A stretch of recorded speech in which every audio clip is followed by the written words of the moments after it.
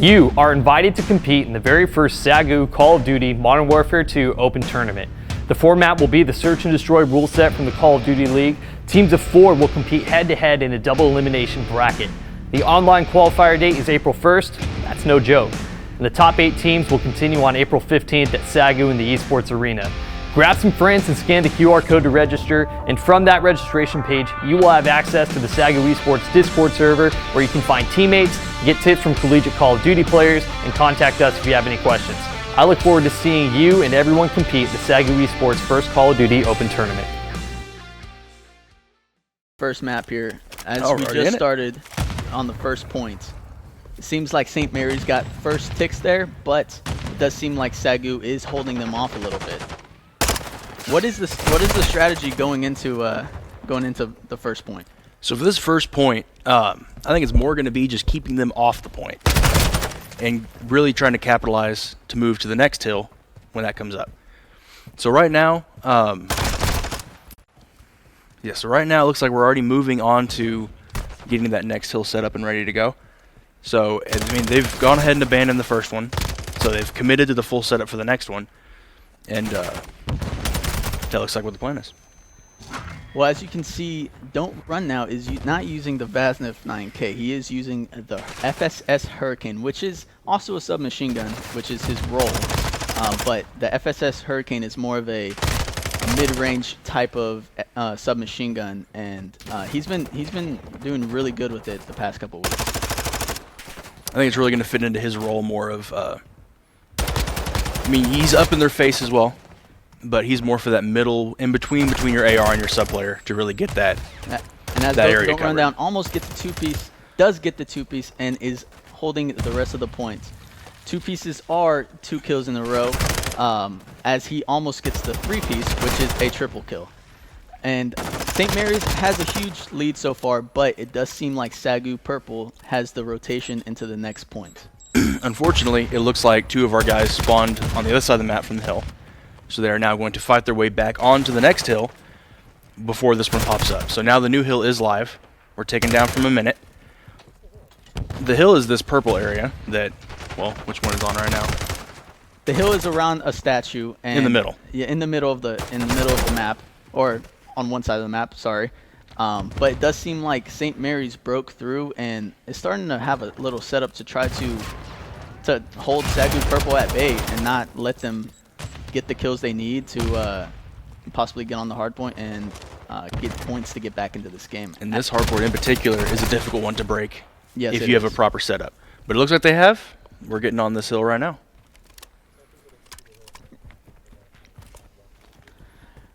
So as we look at the UI here, on the top left is the St. Mary's roster. Top right is the SAGU Purple roster. In the top middle, it shows the points of each team as the game goes on. It also shows the timer of the full match on the top, and then the lower timer is the time of the hill. So each hill has 60 seconds until it rotates to the next one. Now, the bottom left does show the mini map, and it shows all the players by their numbers. The numbers correlate with each player, and it shows where the next hill.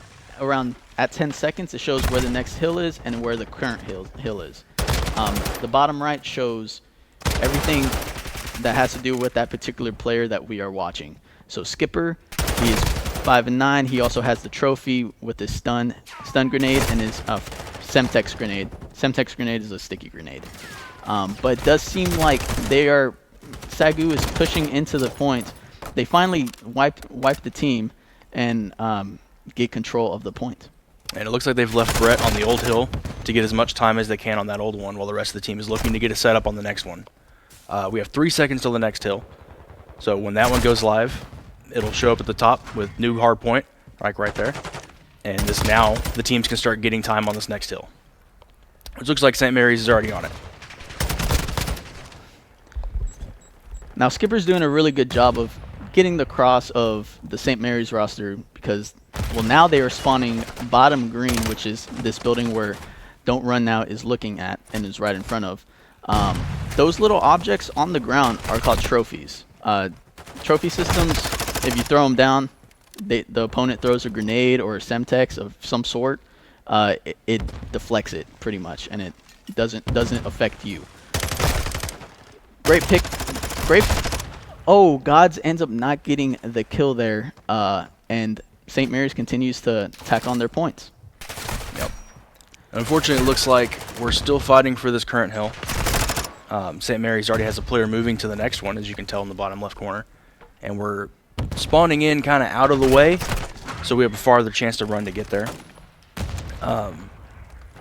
What do you think SAGU needs to do to get back into this game? They need to get down just to their fundamentals. These guys know what their role is and what they're trying to do. That's why you see Kenny getting on hill right now, because that is Kenny's job. So Kenny knows that he needs to be there. Right now we're looking at Esteban, who looks to be attempting to circle back to this backside to watch this whole rear end of the hill. Brett now, if you look in the bottom corner, Big Country is trying to rotate around the side.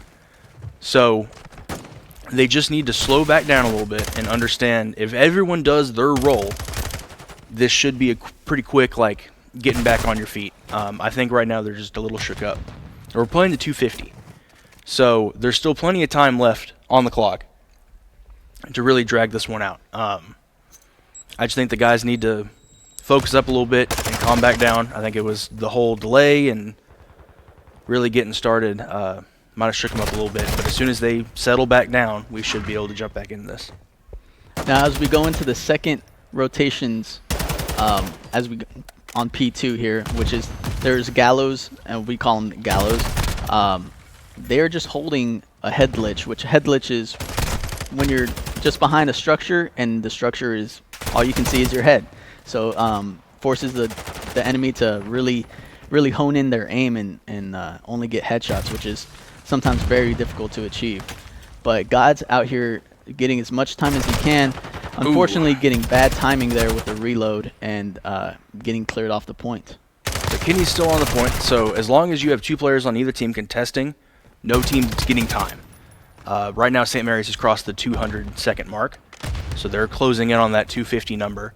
SAGU's still fighting for the old hill to try to get as much scrap time as they can, and scrap time is what we refer to as when the majority of the team is rotated to the next hill. Scrap is going to be, you'll normally leave one player to try to just get as much time as you can to soak it up off the old one. It's about the last 15 to 10 seconds of the last hill. It does seem like SAGU is pushing in from the circle area, and looks they seem to be getting picked off and not really finding success breaking into the P3 hill. Now, keep in mind that St. Mary's can win off of this point, and it's honestly SAGU Purple really needs to push this and play for this break here. Yeah, it looks like Xander Kranz calling in his kill streak of the game. He's been the one who's been holding on to this hill the most, and this one in particular. I haven't been checking to see if he's doing anything on the other hills, but he's holding this one down. Don't run down does stop the St. Mary's roster from scoring and winning, but it does seem like St. Mary's is already at the next hill going for the win. 2 seconds. And that will do it for map 1, St. Mary's with the win. Series count is now 1-0. Now, SAGU Purple, they did kind of go through a rough spot throughout the whole map, I think. They with only 89 points, as the COD lingo calls it, we call that the 100-point club. Yep. That just shows that the opposing team just dominated. Now, what do you think the team needs to do to move past that? Yep. What do you think they need to do to go into this search and destroy in map 2? I think in Search and Destroy, they need to go ahead, like I was saying earlier, they need to shift into that whole other gear, where Hardpoint is way faster paced, and you really start to see that where, like, you need to move quick and make your shots count and get your timing down. Going into Search, I'm saying the ARs need to calm down and really get the coverage of where they need to see it. On this map coming up, it's very important that the subs get to where they need to be, and that would be Gods and Don't Run Now need to be in the right position to really capitalize on attacking or defending, but mostly for the attacking side. Now, with this next map, it is called El Asilo. It is it looks like a 3-lane map. There's one on the right side. It shows a huge antenna pole. On the left side, there's a soccer field and kind of a building structure which has one of the bomb sites, and then there's a whole mid structure which has the second bomb site. The most popular one is the bomb site in the mid structure. A lot of teams just rush into it and just hope for the best timing, and hopefully they might get the first kill, first 2 kills even. But the most important thing that I think SAGU Purple needs to do is wipe that off. First map, we always say first map, we're not warm, we're not locked in yet, you know, especially since it's already done. Don't dwell on it. Yep. You can't go back and change that one. What's important now is making sure that the performance from the first map does not hamper your performances in the upcoming ones. Because it's very easy just to get down on yourself, especially after a game like that, and just never really recover. They really need to focus on pushing past that point, because I think Search is one of their stronger game modes. And if they calm down and focus in, they should be good to go. Now, with the in-game leader, with the skipper 12, I believe is his number in this gamer tag, he is the one holding the reins. He tells the players how we are going to play this and how we are going to control this emotionally. So now we are in El Asilo. It looks like we are defending first. And the key to search and destroy, especially on defense, is let the offense make the first move. They have to plant the bomb. In times working against them, as long as you have a good defense, they will eventually have to do something. They'll have to break your defense, win a gunfight in a key position. They'll have to do something to keep you off. It looks like St. Mary's is going for the A-bomb push, which is fairly typical on this map. God's pushing towards the A-bomb. Yes. So. Yeah, the A-bomb is in the mid structure.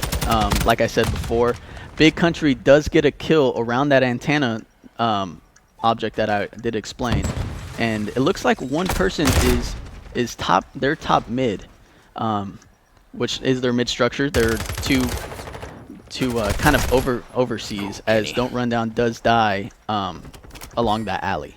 So right now, both of your ARs, the 2 players alive for SAGU Esports. Hopefully, yep, that spawn's going to see this guy here in kicks. You really don't want to be in the point where both your ARs are alive on a bomb plant in a situation where the bomb is inside like this, where just they will not have the advantage they need to really be in that spot. Now, as you see, this great kill by Skipper, I think.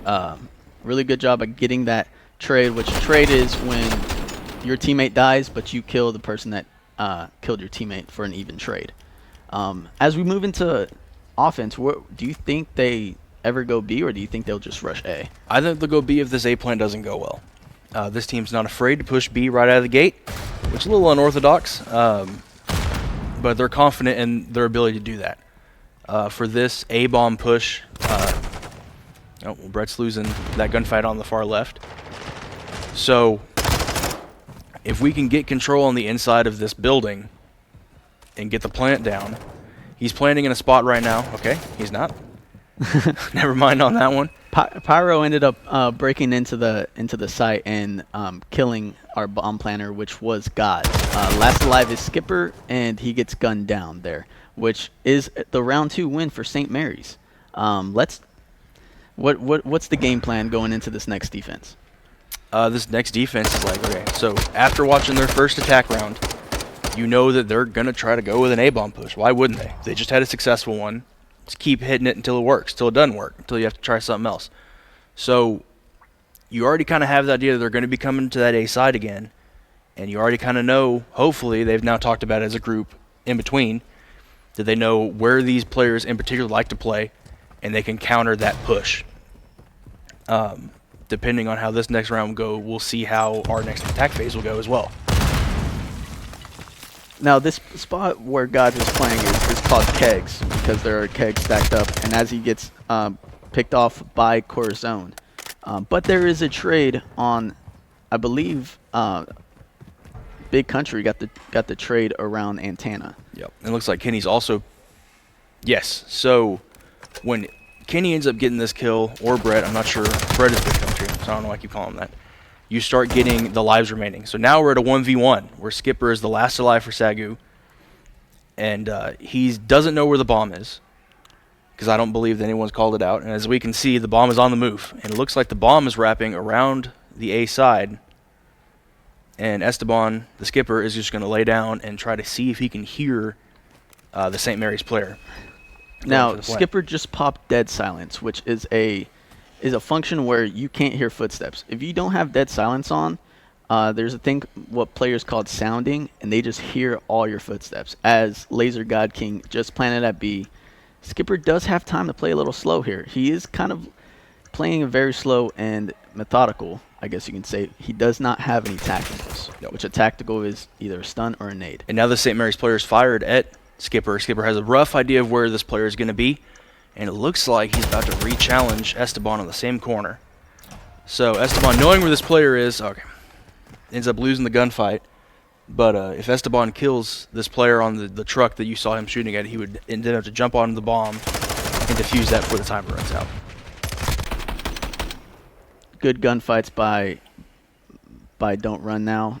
As you can see, Gods and Skipper ended up losing theirs as well. But I just think they're getting killed way too fast. I think we're playing way too aggressive and not letting the game come to us, because we need to play for the first picks and move on from there. Especially on a defense round.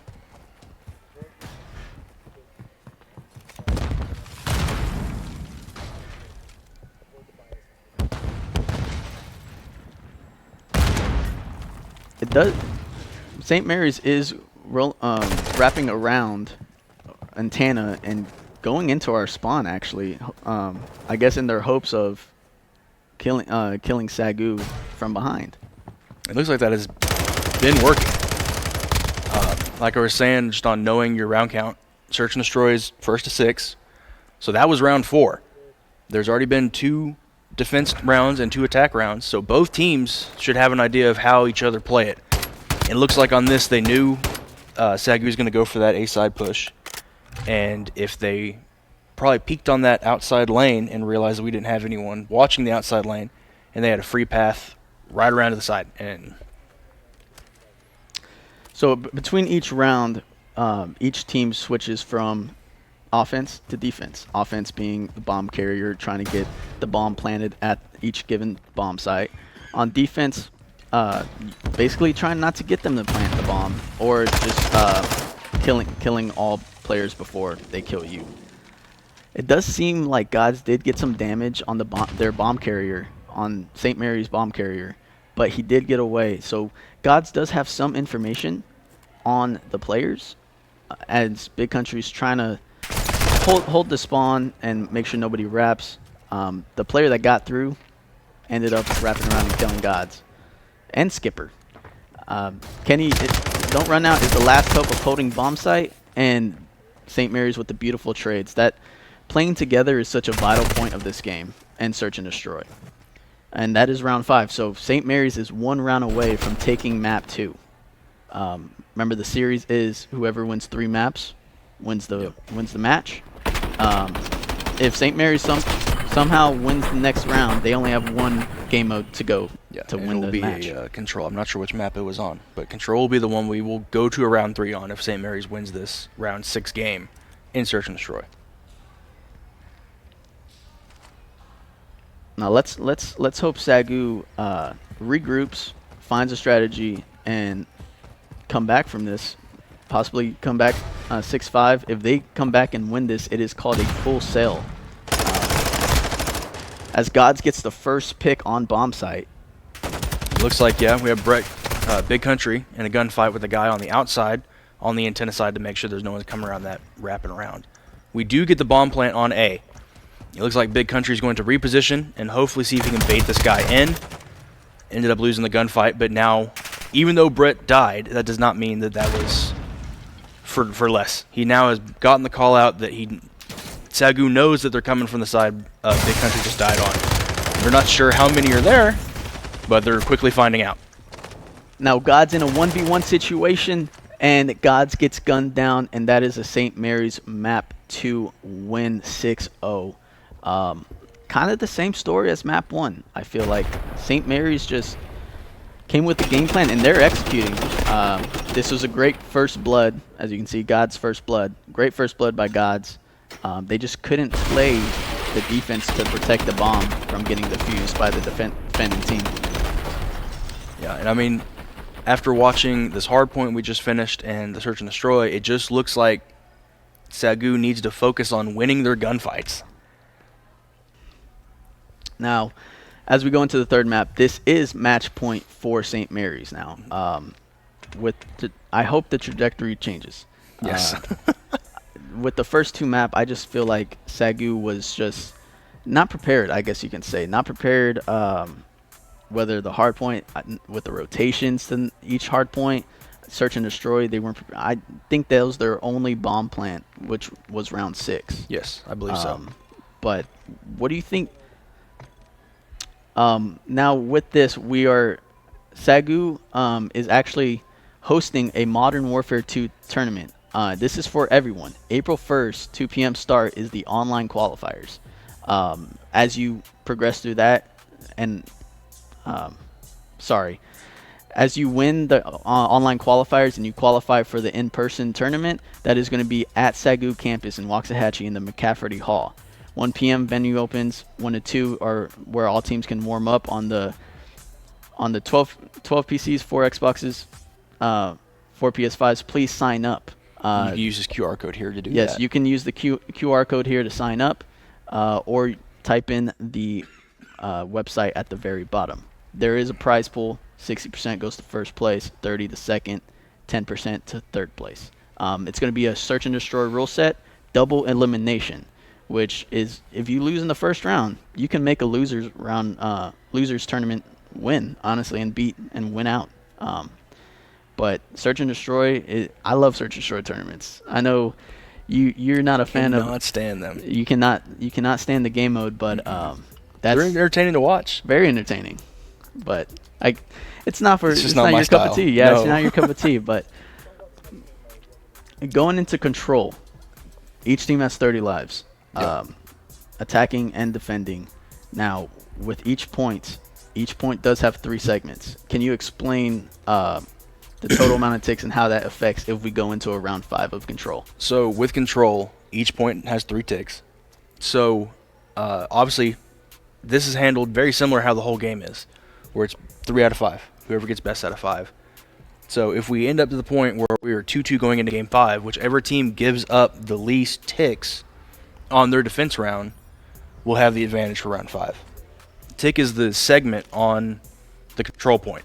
So after we get the game going, we can look in and see around the A and B triangle symbol, each side of the triangle is considered a tick. And after that progress goes through, you can't lose anything back through the progress you've already secured. Now, control is probably my least favorite game mode, because some of the maps just don't work out. It's really matters on the map that is used. But it does look like SAGU Purple is pushing the A points, and just trying to get the easy one out of the way first. As Cortisone gets the gunfight against Gods, and Don't Run Now is right there to get the trade. Big Country taking care of the guy at Antenna. That is a very power position area for this map, because he'll be able to cover the entire backside. So, I mean, it's safe to assume that you will not have anyone coming from the side you just spawned in on. So, as long as Brett is keeping that long side down, he knows no one's coming that way. And what we just saw here is the more players SAGU has on a point, the faster the cap is. We call that stacking a point. Normally on the A side, you will leave one guy off to keep your coverage, where he can look at the side you spawned on, the side they're attacking from, and get that coverage down. For B, you kind of just want to get everyone on. It's very open, it's very hectic, and you really need to just, if you have the momentum, get on it and get it. So right now, we look like we're about to secure our second tick on the B point. And after this, there will be one more segment for capture B.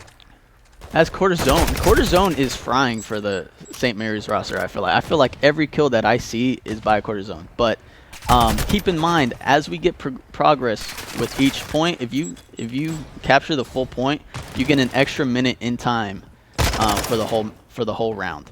So That is very vital, especially if you get it so quick as SAGU Purple did. Yes. They have almost a minute and a half now to figure out how to make a strategic push on to B. Because Control is strange in that aspect, where you're not only just having to manage your own team's lives, how many lives the other team has, you need to watch the clock. Because, I mean, we've been in some situations, Lions, where we weren't managing the clock very well and had to make a hasty push towards the end. Right now, the lives are pretty even between the two teams. There's a minute and 10 seconds left, so it's not panic time yet because they already do have the 2 ticks captured on B point. So it looks like as soon as SAGU gets up to this point and they really start getting some kills on St. Mary's players, they can make an organized push to secure this last tick. Now, it seems like St. Mary's is trying to push up through the B point and get to the area what we call a soccer field, which is right next to God's, to create some sort of spawn trap. Now, spawn trap is very, very effective in Control, especially because you can manipulate the spawns in such a crazy way to where they just walk into your gun.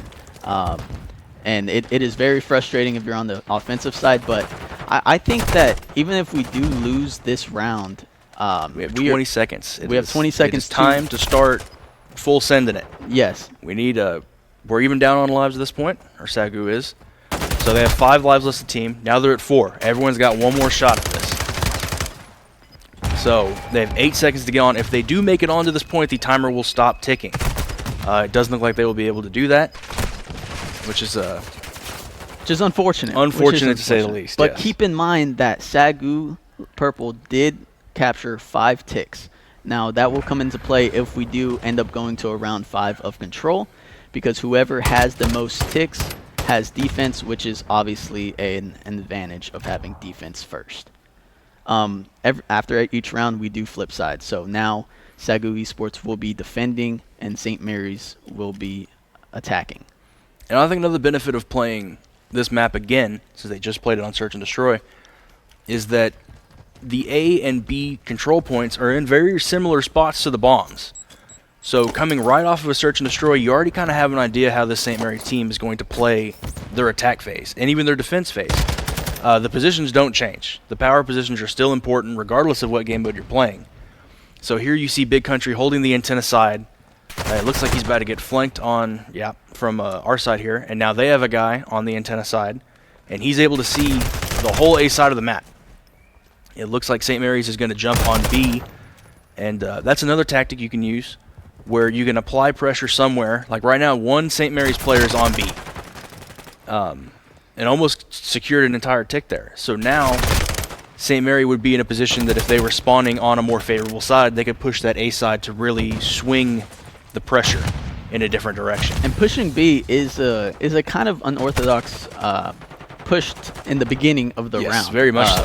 Just because it's so open, you can drain a lot of lives. You can drain a lot of lives if you don't do it effectively. Now, it does seem like SAGU is not taking advantage of the power positions on B, and it just looks like St. Mary's is now capturing A as well. So they do have 2 ticks on B, as they are about to lose B actually, and they have almost 2 ticks at A as well. So now 2 players are about to stack B and possibly capture it to add another minute of time to capturing A. So now St. Mary's has a minute and 45 seconds and 21 lives to secure a tick and a half on A to send this into round 3. Now lives are decently even. They're only by 5, but it does seem like SAGU is now getting spawn trapped. Like I said before, the opposing team can set themselves up to where they can make sure you spawn in one area, and that's all they have to watch. They don't have to worry about you wrapping around them, coming from left or right. They know you're going to be right in front of them. Personally, I wish I would have seen Big Country stay on that position, but sometimes you got to make a decision. He was the closest one to the point. He needed to get on to stop the tick. Now that is a round 2 win by St. Mary's. So this is game and match point. SAGU Purple needs to come through in a big way here to make it a competition of the rest of the series. Yes, because if they, like we've addressed before, if they lose this round, which will be an attack round for SAGU, St. Mary's will win the best of 5 for the whole round. And we look at this not even just losing this series. We look at this as losing the week. And also this game is huge. Now we have to win out to make a playoff berth. So with this has a lot of stress behind it. As we start off really well with this round so far, Skipper getting a 2-piece with a trade on top of that. But unfortunately, he is alone. Yes. This is one of those situations where it looks like we are pushing up through the soccer field, where since Skipper is on the A side, he's applying pressure to the side that looks to be like the most dominant, urgent threat for St. Mary's to defend. But since he's drawing so much attention, as we can see, Big Country is up here working his way around this B side. That's him just playing his weapon's strength. There's no real point until he has a teammate to help to capitalize on jumping on B as a duo and start getting the count. It looks like that's what's happening now. He's throwing down his trophy to get cover, and SAGU will start having progress towards the B capture point. And Big Country, he's playing this to perfection, I believe. He didn't rush to get on point. He made sure he got the kills to clear out the point. And as you can see, Corazon team nading, which team nading is throwing a grenade and accidentally killing your own teammate. And that's something we didn't address at the beginning. In ranked competition, you can kill your own teammates. Oh, yes. It's kind of just, having the situational awareness not to kill someone that you don't want to die. Right now, SAGU is holding the party position, or was, and holding party is important on this map in particular for getting the A side cap. Right now, it looks like we are contested on point. They only need a quarter of a tick left to get this A capture. And there's no point to hurry either. Sorry, I don't interrupt you. Oh, you're fine. Now St. Mary's is now depleting the progress that we made on the 3rd tick, which is kind of bad for SAGU, I think, because they were so close, but obviously now yet so far. And now the pressure's on. It really comes down to St. Mary. Looks like they're going with the best offense is the best defense, where they're not just sitting down and waiting to play catch on SAGU pushing this A side. They're pushing up. They're getting in their face. They're getting to where they're pushing them back to where they're spawning out even farther away to make this push. There's a minute left on the clock, and they are down lives, but they only do need the 1 tick. So if SAGU can manage to get out of this spawn trap and make this A side push, we'll be seeing around 4. As SAGU trickles down to the last 40 seconds they need to attack the A point, they're down to 7 lives. Doesn't look that hopeful. It looks like if St. Mary's just keeps up the pressure in their spawn, this will be a St. Mary's series win. We have St. Mary's is calling it a kill streak they've acquired throughout the match. I'm not sure which round he acquired that on, but that will the cruise missile is influential in many ways. Obviously, you can get a kill for your team with it, but it shows where everyone is, and you can call that out for your teammates and really get that situational awareness. With that last kill streak, St. Mary's does win the series. Unfortunate for SAGU Purple. They will have to bring their A game for the rest of the season in order to attempt for a playoff berth. It'll have to be absolutely perfect. There is no room for mistakes from here on out. They will need to win the next 2. They're now 2-4 after this series. So they need to win the next 2, and if they do that, they will be going into playoffs at 4-4. Unfortunate, but you got to learn from it. And I know we talked about with Lions kind of being a pickup team. Purple's even more in that situation, where as this being both squads' first semester, it very much was like, well, what we have is what we have. Yep. We need to make a run at it. And we picked up 8 people and have built 2 teams that we think we can be competitive with. And on short notice, I think have done pretty solid. Here are some highlights from throughout the match. With this one is search and destroy. Skipper gets the pick, almost wins the next 1v1 to win the round, but unfortunate that did not happen. Honestly, St. Mary's was in the driver's seat. I'm not gonna lie to you, they surprised me. They did too. The only footage I believe we had seen was from week 1, and that was several weeks ago. So I mean, They've been in the lab. They've have been working been. hard. But congratulations to St. Mary's for the series win. Wish them best of luck for the rest of the semester. Nothing but good things. But now we're going to bring it back to the Call of Duty tournament, the Search and Destroy tournament. We are, remember, this April 1st? April 1st is April our 1st online, is yes, the sir. online qualifier. As soon as you qualify for that, for the in-person, April 15th at SAGU in McCafferty Hall. We will show you a promo video towards the end of the stream to promote this. I'm excited for this. I'm going to be there spectating everything. Like, I love Search and Destroy. It's my favorite mode, and I would love to see the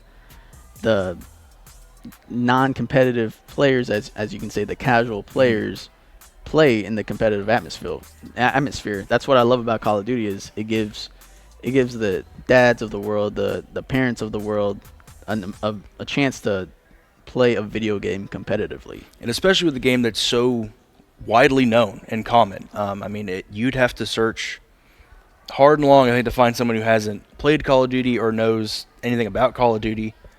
I think this will be an interesting way to see what the talent in the community is, with the community we've built in SAGU Esports Discord and local community, students on campus, friends we've made with other schools in the area. I think it'll bring an interesting perspective. I think it's gonna be fun. I'm gonna make my own popcorn and watch the whole tournament.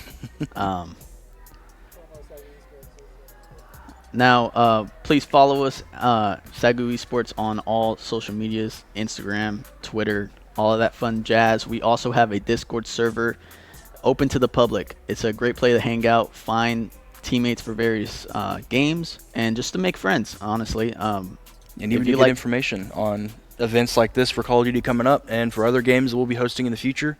The Discord's where most of that information will be first published for people who are interested. But lastly, I'm Alex Mewtwo Jackson. And I'm Philip the Angry Snowbear. Thank you for tuning in SAGU Sports Network.